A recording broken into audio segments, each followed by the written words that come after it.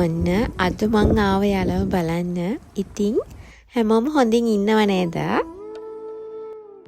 දැන් සතියකට විතර කලින් අපිට ගෝල්ඩන් වීක් එකක් කියලා නිවාඩුවක් තිබ්බනේ මෙහෙ. සතියක්ම නම් නිවාඩු තිබුණේ නෑ. ඉතින් දවස් 3-4ක් විතර වගේ නිවාඩු තිබුණා. ඉතින් ඒ දවස් ටිකේ කරපු දේවල් ටිකක් තමයි අද වීඩියෝ එකෙන් මං ඔයාලට අරගෙන ආවේ. ඉතින් අපි මේ ඇවිත් ඉන්නේ ඩයිසෝ එක පැත්තට.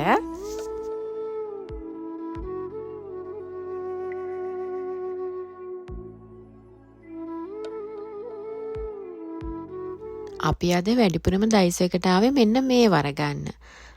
ගොටුකොළ ටිකක් තියෙනවා හිටවන්න. ඉතින් මං හිතුවා මෙන්න මේ වගේ ඒවා හරියයි කියලා ඒකට.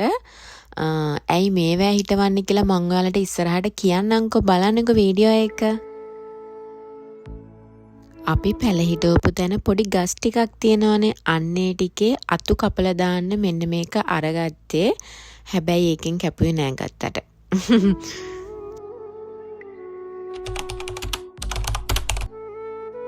මං කිව්වනේ දවස් 3-4ක් වගේ නිවාඩු තිබුණේ කියලා. අන්නේ දවස් 3ක උදේ නැගිට ගමන් අපි මෙන්න මේ රාජකාරිය තමයි කරන්න පටන් ගත්තේ. අනේ මං ඔයාලට ඇත්තම තත්ත්වය කියන්නම්ද?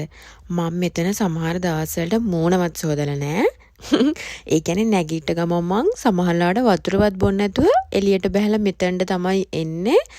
අර කලින් දවසේ හවසට ගිහිල්ලා එළියට ගිහිල්ලා මොනවා හරි පැලයක් හරි අරගෙන එනවා එළියට ගියාට පස්සේ පහුවෙන්ද උදේ නැගිට ගමන් ඒක හිටවන්න බලාගෙන තමයි නැගිටින්නේ. මේක මගේ අතින් එදා මේ වුණාට මැරිලා නැහැ. මල් පැලයක් ඔය. ගොටුකොළ හිටවන්න අර වගේ මල් පෝච්චි ගන්න හේතුව තමයි මෙන්න මේක. මේ කැට අස්සෙත් ගොටුකොළ මුල් ගිහිල්ලා ඉතින් මේ ගොටුකොළ වලට හැදෙන්න ඉඩ නැහැනේ මේ තැන්වල මේ කැට තියෙන හින්දා. ඉතින් ඒවා ගලවලා අපි අර වගේ මේ පෝච්චි අරගෙන ඒකේ හිටවන්න තමයි දැන් හදන්නේ. මේ ගොටුකොළ ටික නම් මුල් එක ගලවන්න බෑ. ඒ ටික ඇද්දොත් ගැලවෙනවා. ඒ නිසා ඒ ටික එහෙමම තියන්න ඇරියා. ගිය අවුරුද්දේ මගේ මේ වගාවේ වීඩියෝස් බලපු අය නම් දන්නවා ඇති. අනේ මම චූටියට ගොටුකොළ මුල් 2-3ක් වගේ තමයි ගෙනල්ලා මෙතන පැල කරේ. ඒත් මෙතන ගල් තියන්නේ ගොඩක්. දැන් මේ වෙනකොට ඒව හැම තැනම ගිහිල්ලා මට ගල්වල අයින් කරන්න බෑ එකක්වත්. ඒ තරම් මං ආසයි මේවට. අනිත් එක මේ වගේ රටක ඉන්නකොට තමයි ගොටුකොළ වල අගේ ගොඩක් දැනෙන්නේ. ඉතින් මං ඒ එකක්වත් අහක දාන්න නැතුව හැදෙන්න ඉඩ නැති ඒවා ගලවලා මේ වගේ පෝච්චි වල හිටෙව්වා. තව දෙයක් මට ඔයාලට කියන්න බැරි වුණානේ. මේ අවුරුද්දේ මේ වැඩ ටික ඔක්කොම බැහැලම වැඩ කරන්නේ මෙන්න මෙයා තමයි. මම සයිඩ් සපෝට් එකක් වගේ තමයි දෙන්නේ. එයා තමයි දැන් වැඩ ඇරිලා ආවත් එයා තමයි වතුර දාන්නේ ඔක්කොම කරන්නේ. පැල අපි අර පැල ගේමු මේ පැල ගේමු තව හිටවමු කිය එයා තමයි මාවත් මේ මොටිවේට් කරන්නේ මේ අවුරුද්දේ. හැදෙන්න ඉඩ නැති තැන්වල තිබුණ ගොටුකොළ මුල් ටික ගලවලා අපි දෙන්න මෙන්න මේ විදිහට තමයි හිටව ගත්තේ.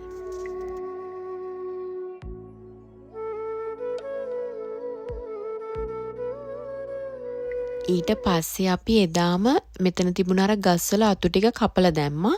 ඇත්තට මේ ටික කැපුවට පස්සේ මෙතන අර ලොකු ඉඩක් තියනවා වගේත් පේනවා. දැන් මේ වෙනදට වඩා එළියයි එතන.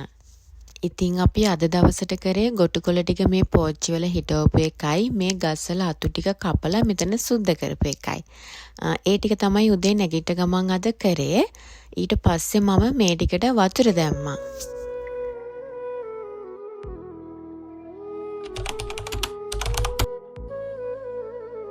මේ දෙවෙනි දවසේ උදේ ඉතින් අපි කලින් දවසේ එළියට ගියපු වෙලාවේ මල් පැල ටිකක් අරගෙන ආවා. මල් පැලවල අඩුවක් තිබුණානේ මෙතනට. ඉතින් මලුත් තියෙන්න බෑයි.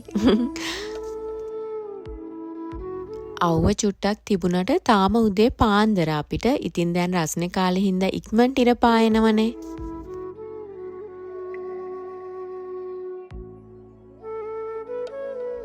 අනේ මේ දවස් 3 උදේ වරු ටිකට මං හරිම ආසයි. ඇත්තට මම මේ වීඩියෝ ටික එඩිට් කරේත් හරි ආසාවෙන්. මේ උදේ නැගිටට පස්සේ මේ වැඩ කරද්දී දැනෙන සතුට, හිතට දැනෙන සැනසීම ඒක කියා ගන්න තේරෙන්නේ මොන වගේද කියලා. ඒක අර හැම කෙනාටම දැනෙන්නේ නෑ නේද? ඒ මේ වැඩවලට ආසයිට තමයි ඒක දැනෙන්නේ. මං කියන එක තේරෙන්නේ. මල් පැලත් එක්කම කරවිල පැල දෙකකුයි බණ්ඩක්ක පැල දෙකකුයි තරගත්තා. ඉතින් ඒ ටිකක් දැන් හිටව ගන්න තමයි හදන්නේ. වලවල් නම් හාරන්න ටිකක් අමාරුයි මෙතන ගල් හොඳටම. ඉතින් මෙන්න මේ වගේ පෝර පස් ටිකක් දාලා ඊට පස්සේ අර පෝර කැට එකෙන් ටිකක් දාලා තමයි පැල ටික හිටව ගත්තේ අපි.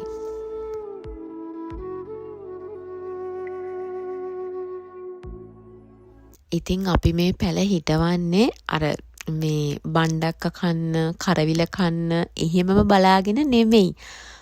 ඉතින් මේවා හිටවන්නේ අර අපේ මානසික සුවය ඇත්තටම ඒක මම අර කලින් කිව්වා වගේ ඒක කියන වචන නෑ.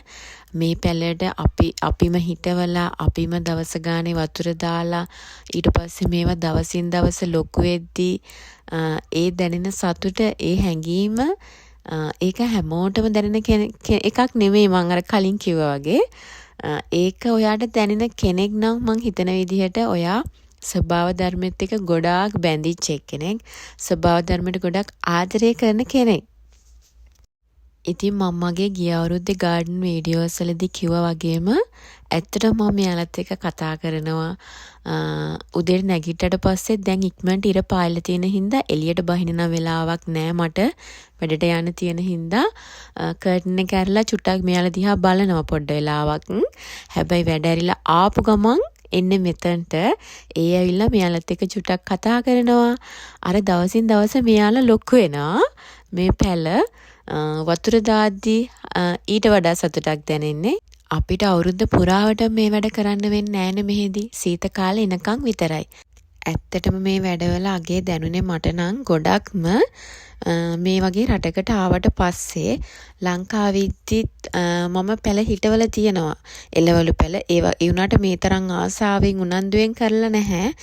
මෙහි ආවට පස්සේ තමයි මේ හැම දෙයකම අගේ දැනුනේ. මේ ඒ කියන්නේ ඉඩ ප්‍රමාණික වුණත් ඒකයි මම අර කිව්වේ ලංකාවේදී අපිට අවුරුද්ද පුරාවටම වගා කරන්නත් පුළුවන්. කොච්චර ඉඩ තියෙනවද අපේ ගෙවල් වල. අර අගයක් නෑනේ.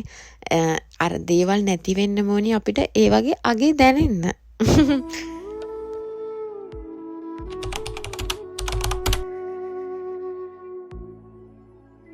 මේ 3 වෙනි දවසේ උදේ ඉතින් කලින් දවසේ එළියට ගියපු වෙලාවේ ඉරිඟු පැලේකුයි මල් පැලේකුයි අරගෙන ආවා තව.